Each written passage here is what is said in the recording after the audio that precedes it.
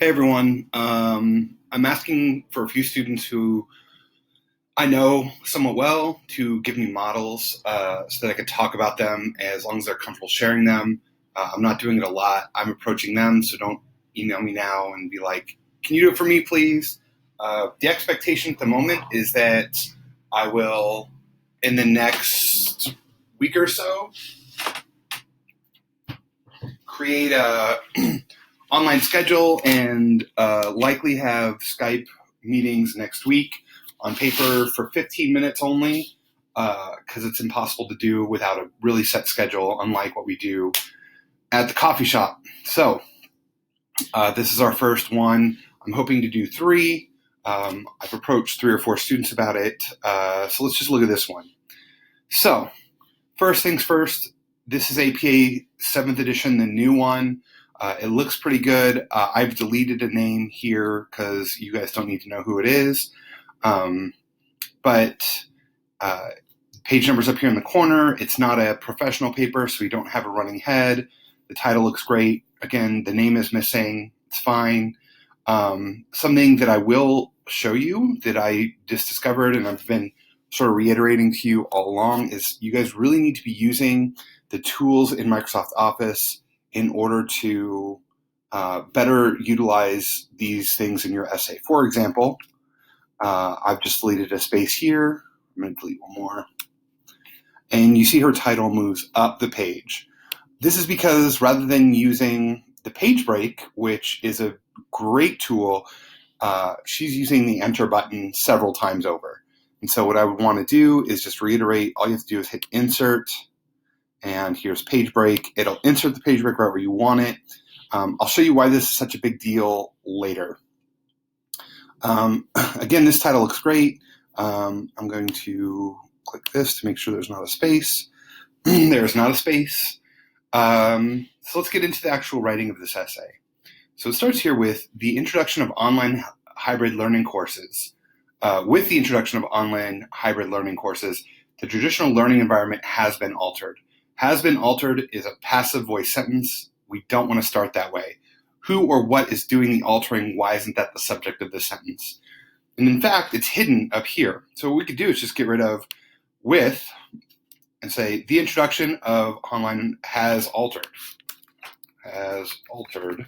And now this is an active voice sentence, which is much better synthesis of our ideas. It's also much more active.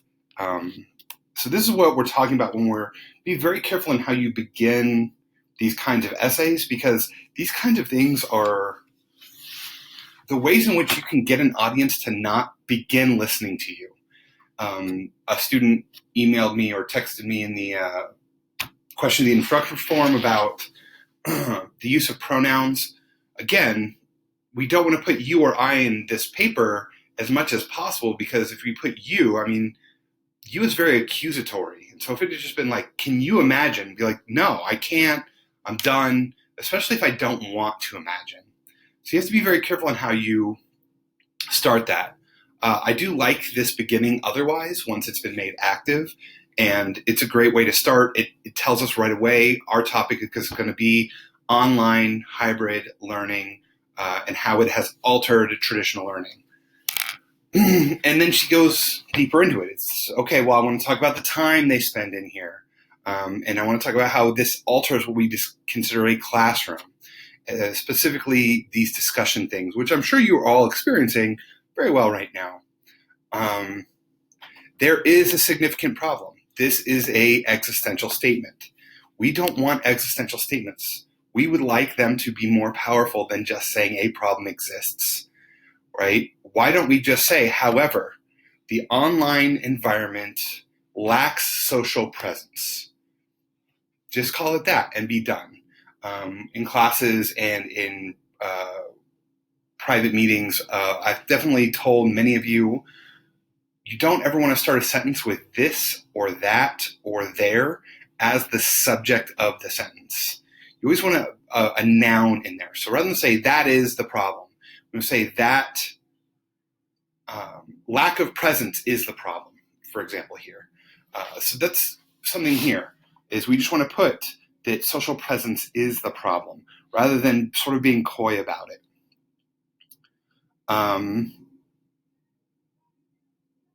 Great sort of beginning. Definitely, I like that we have a definition of meaningful dialogue and connection amongst peers as this notion of social presence, and we have a distinction that social presence is vital to learning. And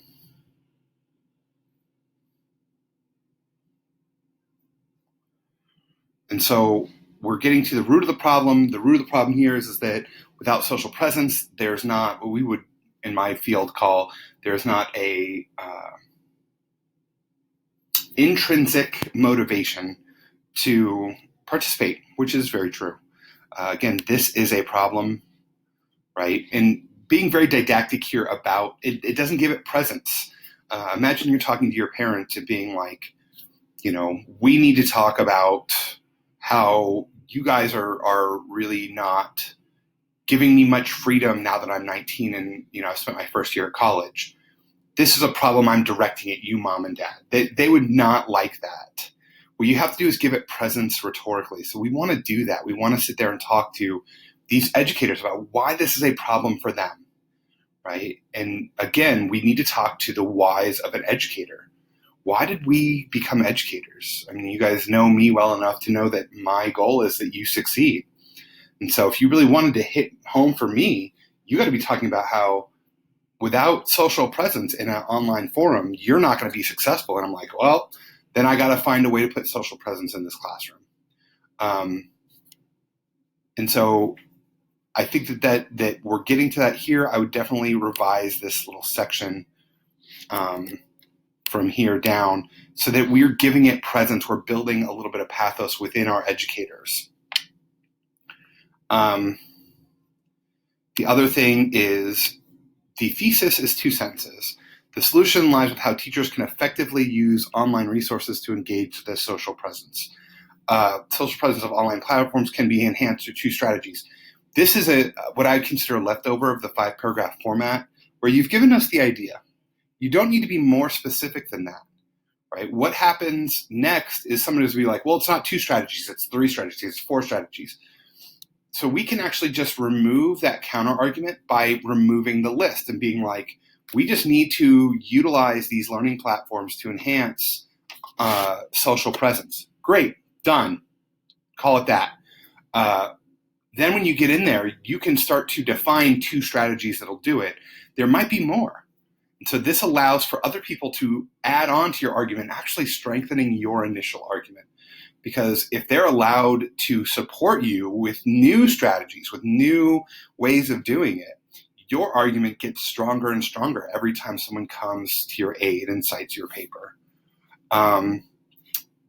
So we're into the first body paragraph. Get rid of the we. This is a statement of the problem. You've already established that social presence is the problem. We don't need to know why the online environment doesn't provide a sufficient amount of it. We need to know how your strategies here, this paragraph needs to be about how we can effectively use online resources to engage it. This is actually a very common problem because what we're used to doing when we write these kinds of papers and proposals is we're used to continuing to talk about this problem, being like, solve it, solve it, solve it, rather than actually giving them the solutions. And so here, we could just make this about class sizes, for example, and how do we use online resources to create social presence in a large format, a large classroom format. That's a great way to sort of address it, right? How can we use these resources that you are going to talk about later to do that? That should be the claim, is utilizing resources to overcome the issue of class size in online forums will help create social presence, and then move on. Again, it's the same thing here, lack of personability. Rather than making it about the problem, we need to make it focus on the solution. So here, we would rather see how can we use online tools to address the issue of personability rather than just saying another issue is personability. That will strengthen your argument. You have these two tools up here in your thesis that don't need to be there, but they should be very much embedded in your body paragraphs. Also, list words. Get rid of list words. So this is about motivation. How can we use online resources to motivate students? That's a tall order. That is a big question in online education. It is certainly a question that we have dealt with in the last 2 weeks. As the deans and the teachers, I sent out maybe 100 individual forums on Wednesday or Thursday last week, along with my IAs and my graders, just to make sure people were engaged in the online format. That's why we have an early alert system. And so how can we utilize social networking tools or online tools? That's a much better way to address the issue. And again, it makes it about our proposal. Also, something that's important here is, if you notice, this motivation is not within the scope of her 2 strategies. And so all of a sudden we've left that realm. And so what I would recommend is, we see here, is actually merging these 2 paragraphs. This paragraph here should merge with the first paragraph. And again, we want to get rid of the list, right? I love this claim. In order to create an environment where people can get to know each other personally, the class sizes must be restricted to a reasonable number. Then you incorporate all of this evidence from this body paragraph and saying, although course size, you can almost copy and paste a lot of this part in here into this paragraph and then show how restricting class sizes deals with those concerns. So this is actually a very common problem with this paper, that we are arguing about the problem for half of the paper and then arguing about the solution for the other half. And so here, that's what I would recommend, is actually merging the first half and second half of this paper to make them all proposal oriented, so that every one of our paragraphs is about our proposal of how we address these issues. That would be a really great paper. It might limit some of the words. There's about 2,000 words on this draft alone. So you might lose 200 or 300 words there, but you can then talk about more topics, more strategies. I'm sure that there is more. We could even break this down into smaller and smaller arguments. For example, this firstly tells me that there are several claims in here. We can get rid of this claim. We can get rid of this. Video discussions will create social presence. Great, that's a paragraph. And we can actually talk about that as its own thing. And then we can move on to the second. I'm sure it's in here somewhere. Notice how long this paragraph is. Maybe not.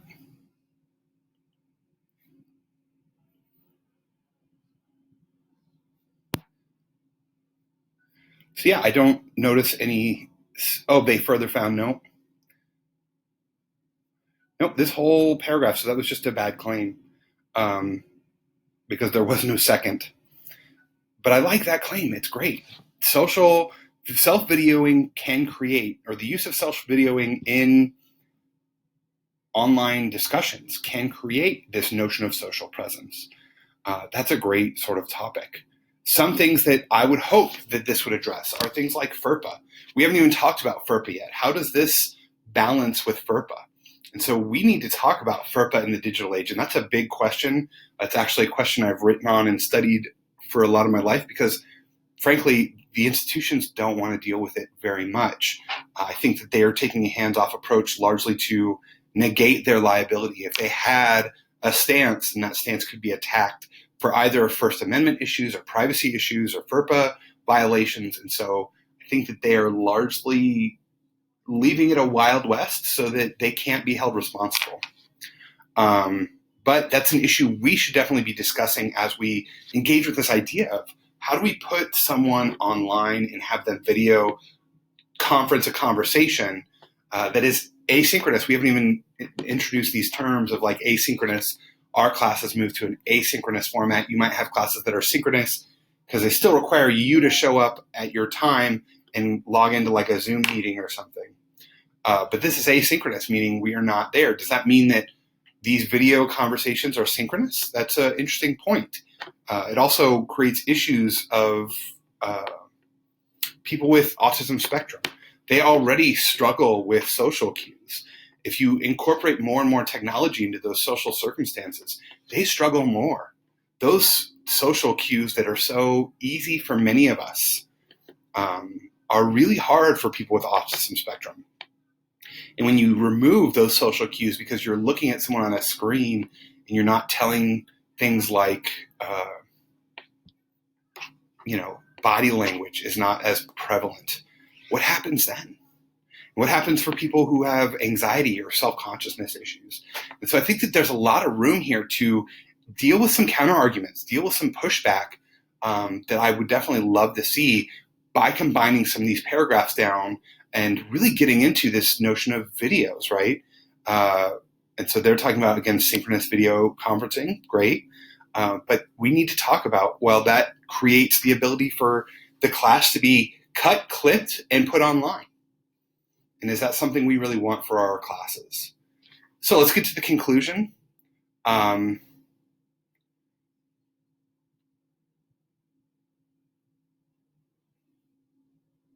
This is all summary. So here's the question. I know this has been a struggle for some of you. That's why I gave you guys the video. I would have much preferred to do it in class so we could have modeled the video a little bit better. Here's the question. What does the world look like when we create these courses with this social presence? Who does it help? How does it make education more accessible? How does it make online education better? Or whatever your sort of claim is. As you talked up here in this introduction, the issue was the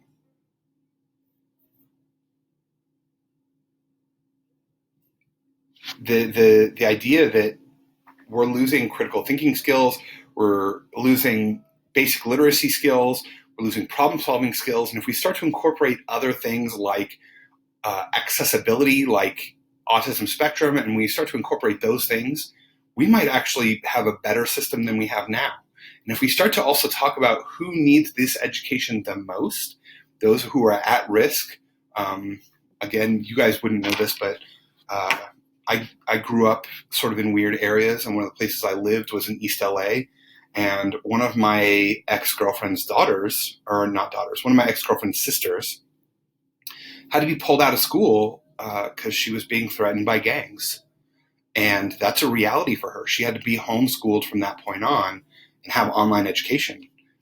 And so if that's what's happening to her, how does this create a new system that is just as good for her as it would be if she was in class, and actually better because she's safe and she doesn't feel like she's about to be murdered? And so these are all things that we could deal with.